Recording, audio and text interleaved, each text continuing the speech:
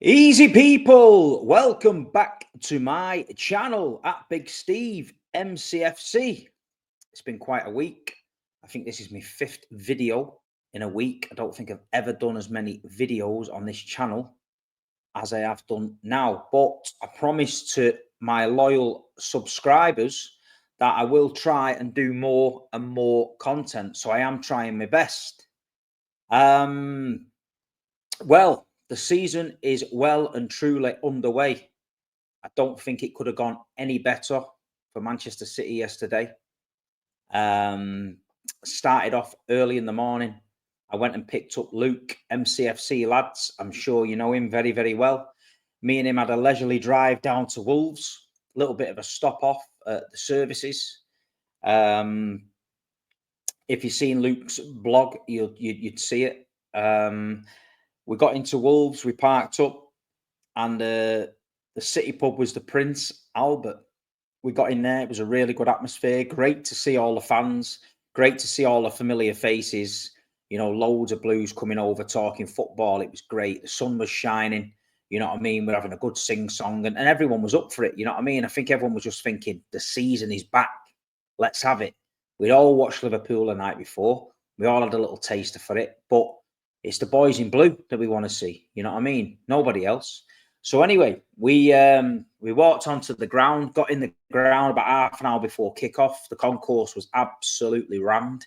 Plenty of singing going on, plenty of familiar faces again, coming over and talking and that. So it was great to see everybody back at the start of the season. The lineup came out, and I can't lie, the sort of mood around the pub before the game was a bit up and down. Mamouche, Cherki, etc. was on the bench. No Foden, no Edison. So people were starting to panic a little bit. It's the first game of the season. Nerves. It's the typical City in all of us. It always comes out. You know what I mean? We could have a world-beating 11 on the pitch, and we'd still find a way to be a little bit panicky about the team. But the general consensus was we're looking okay there. We've got enough in the tank to go and win this game. Before the game, there was quite emotional scenes. Diogo Jota and his brother, who sadly passed away. Obviously, Jota played for Wolves. They love him there. You know what I mean? Seeing a lot of Jota shirts knocking about before the game. They did the big tifo and a big display. The Wolves fans were brilliant. You know what I mean? The City fans also respected it. And yeah, it was good to see. You know what I mean? It was quite emotional. You know, we were very unfortunate to lose a player in the Main Road days, Mark Vivian Foy, God rest his soul. And I was a bit younger then, and you become attached to these players. You watch them week in, week out. You feel like you know, the part of your family, because you're literally like obsessed as a kid. You know what I mean, with these players. And you could see that in the Wolves end. There was a lot of tears. There was a lot of people upset, and it was quite emotional. You know what I mean? So it was a bit of a somber start to the game. But anyway, we look at the team. James Trafford made his debut in goal. Ait Naori at left back. John Stones and Ruben Diaz centre half. We had Rico Lewis on the right-hand side, inverting.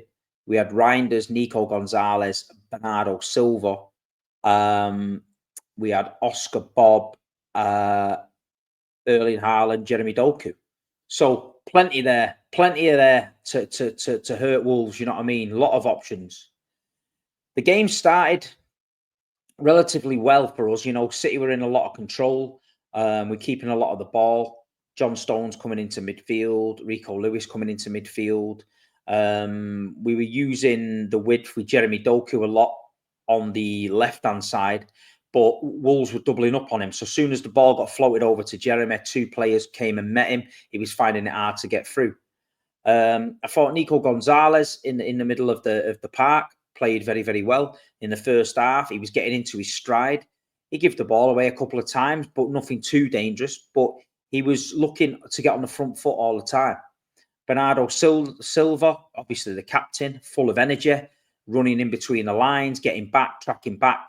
Oscar Bobb at the time in the first half looking dangerous on the right-hand side.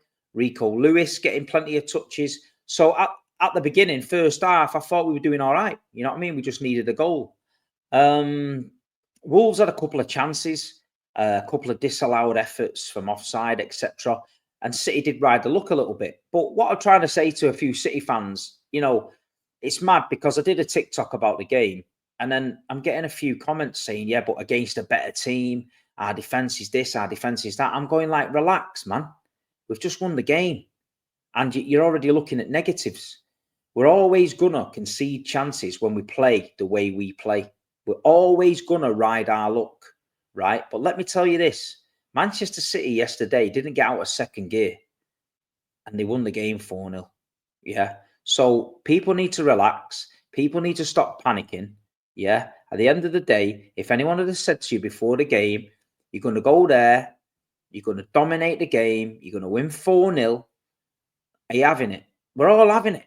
So people like the doom and gloom merchants, it's beginning of the season, go and take yourself outside, have a couple of deep breaths, yeah? Maybe have a swig of beer or whatever you're into and sort your fucking nappers out because we just won 4-0. Back to the game. Anyway, the first goal, it was coming. We were knocking on the door. The big fella looked very, very sharp yesterday. There was a guy next to me who was a little bit moany about Haaland and his movement, but this is what he does. You watch the goal, the first goal build up. He stood about 5 yards offside at first. So the Wolves defenders are thinking he's not a problem. Then all of a sudden we break. Tijjani Reijnders, who we're going to talk about in a minute, scoops that ball over the top to Rico Lewis. Rico puts a great ball across the box, bread and butter ball. The big fella's there, taps it in. It's 1-0. Happy days. City ends going mental. The Vikings on the score sheet. The sun's shining. City's winning 1-0. Anyway, we've got to keep on going. Then the second goal. Now we break fast. We've got 3-on-2, 3-on-3, whatever it was. You've got Erling Haaland makes a very, very intelligent run, yeah, to keep their defenders on the toes. He drags their player just a touch off his stride. Oscar Bobb, yeah, fantastic player. He's breaking. What does he do? Puts the perfect weighted ball in to Reijnders. Now, Reijnders has got it all to do. He's running onto it, yeah, and he's thinking, right, what am I going to do? I'm thinking he's taking a touch and cutting inside the defender and shooting. No. Not Reijnders. Boom. Strikes it perfect. Low and hard, bottom corner. 2-0. Absolute scenes in the City end. 2-0. And Reijnders, by the way, on the Big Six show, they asked for my player of the year, PFA player of the year. I said Tijjani Reijnders. I said there's a lot of people going to sleep on this guy. He's a Rolls Royce of a player. He was player of the season in Serie A. We've seen glimpses in pre-season what this guy can do, especially against Palermo the other night. But as soon as he gets the ball, his first touch, he's forward. He's always looking for that pass. He did a little bit of play there where nobody could get the ball off him. He was tight in his feet. He was jinxing around and all that. And at the end of the day, I think we've got a real gem on our hands. I feel like Reijnders, you know, we've got an absolutely unbelievable talent for not a lot of money. You know what I mean? And when Rodri comes back and slots in that midfield, I think we've got some serious options in that midfield. And like you say, a lot of City fans were calling for this midfield to be freshened up, saying, you know, the Kovacic-Gundogan setup last year was very, very side to side and very, very boring. I agree, 1,000,000%. But I'll tell you something, the Reijnders, Gonzalez, Bernardo, Cherki sort of link up, it ain't boring. I said it pre-season on the preview. We've got a lot of options now and we're very, very dangerous. So we go in at the break, we're 2-0 up. Wolves did have a few chances. I think Andrade in the centre and mid, who they got from Fluminense, the Brazilian kid, is a very good player. They've got a lot of Portuguese stroke players who they've signed a few players, you know what I mean? But they were nowhere near our level. City could have upped that pace anytime. Second half starts, another fantastic goal from the big fella. Do you know what I mean? Oscar Bobb and Reijnders linking up again. The ball's cut back, edge of the box. Haaland slams it home. Brilliant goal. 3-0. Happy days. And like you say, we were purring then. City were purring. Pep decides to make some changes. He gets a few players on the pitch, O'Reilly, etc., Cousinov, Cherki. Then all of a sudden, Mamouche, all of a sudden we go again. Do you know what I mean? Wolves had a little spell where they tried and City sort of switched off a little bit. But I thought Ruben Diaz and John Stones, solid. John Stones, by the way, is fucking unbelievable player. And his injury record has killed him sometimes.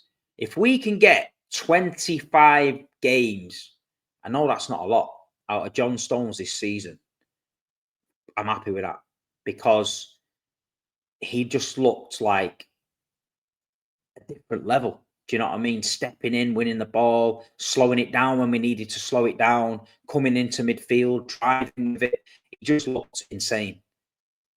And now we're going to get onto the new boy, Rayan Cherki, who the press have basically said Pep's going to ruin him. Pep's going to do this. Pep's going to do that. All that nonsense, yeah? Well, yesterday, the kid came on. He didn't give a fuck. He said, give me the ball. Let's have it. His first 5 touches, 4 of them must have been back heels or flicks. He was just enjoying his football. He came on and his first thought was, get the ball up the pitch. Let's get City attacking. And then he chipped in with a goal. Edge of the box, little step over, sends the defender one way, bangs it bottom corner. Absolute unbelievable. 10 minutes of madness from Rayan Cherki, but 10 minutes to show the City fans what he's about. And we were fucking drooling. We're 4-0 up. We're doing the Poznan. You know what I mean? We've seen Reijnders, Bobb, Cherki. Unbelievable. Like you say, options. Last season, we sat there. We had to watch side-to-side possession-based football. Very, very slow. Very, very frustrated. Now, people that don't watch Manchester City regular, we're all saying, how can you moan about your football and all that? We are entitled to moan about football because we demand a certain brand of football now with Man City. We want to be exciting. We want to be entertained. We want to go there and have a go. We don't want to be very, very pragmatic and slow in the build-up and it not work. This was totally different. Goals could have come from anywhere. And like you say, when you've got Erling Haaland up front, who, by the way, everyone's written off, all of a sudden now they're talking about Gyökeres, Sesko, fucking Chris Wood. Who else has been? TK, whatever he's called. All waxing lyrical about these players. Oh, they're going to be this, they're going to be that, going to be that. Never mind big fucking Earl, who smashed the Premier League goal scoring record, who's now angry because last season his 30 goals in all comps is not quite good enough and he wants to go again. So keep writing him off. Keep writing City off. 3rd favourite, 7-2. I think that might have changed today. But listen, I prefer it that way. Let them talk about Liverpool. Let them talk about Arsenal and Chelsea and all that. Let them think Pep Guardiola's finished. Let them think Reijnders and Cherki and the boys ain't good enough. Let them think that. Because what I saw yesterday and what us all saw was a new beginning of a new team with a new energy and a new purpose. And I'm here for it. We're all here for it. We've got to get behind them. Yeah. I said it on the first preview. There's going to be some bumps in the road. It's not always going to be like tomorrow. There's going to be difficult games where we're going to be put under the cosh. We're probably going to go behind, but it's how we bounce back. But all I'm saying is it's a million miles more positive and better to watch than what we've seen last season. So Pep didn't enjoy it last season. I didn't enjoy it last season. You didn't enjoy it last season. So we're putting it right. And together, all of us, we're on this journey for this new season. We want our fucking trophy back. Yeah? I ain't listening to them scousers singing Hand It Over Manchester and we're the champions and then now acting like they're some super team. They've got PTSD from Manchester City Football Club. Don't ever forget it. They have got PTSD from Manchester City Football Club. They want us as far away from their scouse arses as possible because if we're up their arse, it's fucking shit your pants time for them. And that's what I want. Shit your pants time for them. So we keep on moving. It's very, very positive. We're not getting carried away. I believe there's going to be movement again this week. There's talk about Rico Lewis leaving. There's talk about Ederson leaving. There's talk about Savinho leaving. There's talk about Donnarumma coming in and Rodrigo coming in, etc. But one thing's for certain, the squad is too big, and Pep's addressed it. I thought Rico Lewis had a belting game. I thought he played really, really well. And I feel like when the team's ticking like that, that's when you see the best of Rico. Because, like I say, he looked like he's enjoying his football. He's come out apparently today and said he don't want to leave. One paper was saying he's up for the move. So you don't know what to believe. The Donnarumma situation seems to have gathered pace. Ederson, apparently, if Galatasaray can match the valuation that we're asking, then he's gone. I think a lot of City fans would be comfortable with Trafford and Ortega as the two. But this Donnarumma rumour is not going away. And like you say, Donnarumma is a world-class goalkeeper. Absolutely world-class. And I think if we can add him, then it takes us up another level. I do. I believe it. Penalty shootouts, one-on-ones, presence. I feel like it takes us up another level. So that's going to be an interesting week this week to see that. Other than that, we carried on partying. We've seen it out. We had the usual bullshit from the Wolves fans. Mateus Nunes, your teeth are offside. All this nonsense, which was met with Mateus Nunes, he's top of the league, which is always a silencer. And then at the end of the game, they did another Diogo Jota little memorial thing. And what was very, very good to see was that they put a shirt down and the Wolves team went to their end and they clapped the fans. And Ruben Diaz and Bernardo Silva, who were obviously big friends of Diogo Jota's and teammates for Portugal, they went over and joined in. So that was quite nice from City there. But at the end of the day, Molineux is one of them places where I feel like as the season goes on, Wolves will get a little bit better. They've got a lot of new signings. I think they brought one on at near the end, Arias, the Brazilian kid who was in the World Club Cup. He's a very physical, stocky lad. He was putting himself about, so I can imagine him getting a few goals in the Prem. And other than that, it was just job done Manchester City. It was what we needed to do. We all needed it. We all needed to be refreshed. The Al Hilal game, I think, threw a spanner in the works for a lot of people. We all started getting a bit jittery after that. And yesterday, did we ride our luck sometimes? 100%, you know, but that's what we're going to do. I think you've got to prepare yourself for that. We're not going to be this defensive, solid machine just yet. I think there's time to get there.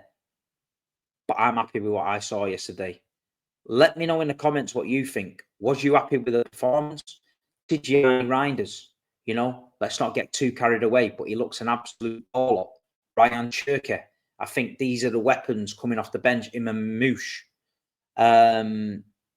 Jeremy Doku didn't have the greatest game yesterday, but was doubled up on every time. But Oscar Bobb, talking about Savinho the last couple of weeks, there's been people throwing the toys out the pram, like saying Savinho needs a chance, this, that, and the other. Well, I'm telling you something. I said it.